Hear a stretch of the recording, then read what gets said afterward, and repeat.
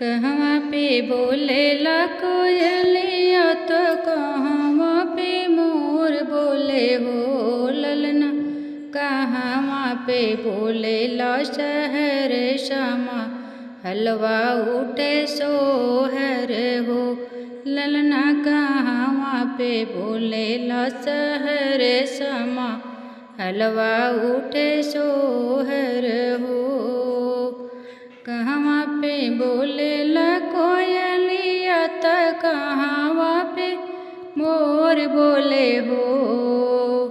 कहवा पे बोलेला कोयलिया त कहवा पे मोर बोले हो ललना। कहवा पे बोलेला शहर श्यामा हल उठे सोहर हो।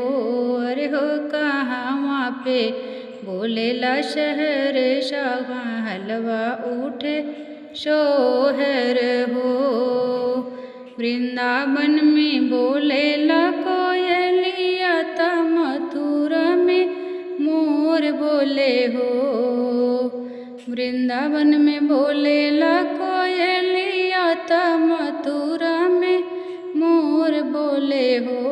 अरे हो गोकुला में बोलेला शहर श्यामा हलवा उठे सोहर हो।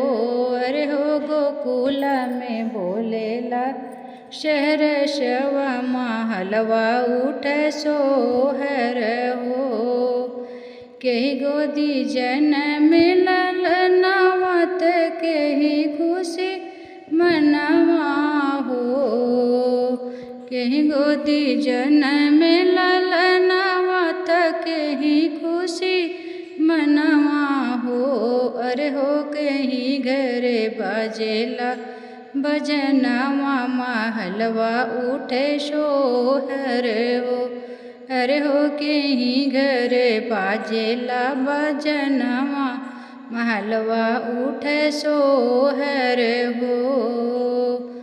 देव की गोदी जन्म ललनावत बसु खुशी मनावा हो।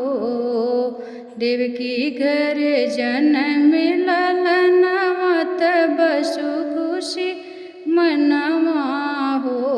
अरे हो नंद घर बाजेला बजनावा महल उठे सोहर हो।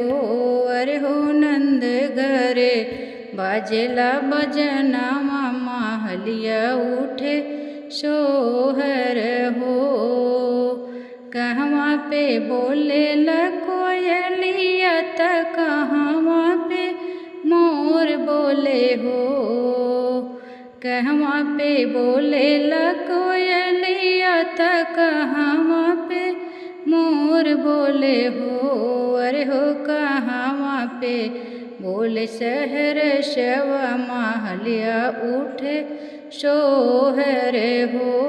अरे हो कहवा पे बोले शहर श्यामा हलवा उठे सोहर हो। अरे हो नंद घरे बाजेला बजनवा महलवा उठे सोहर हो। अरे हो नंद घरे बाजेला बजनवा महलिया उठे सोहर हो।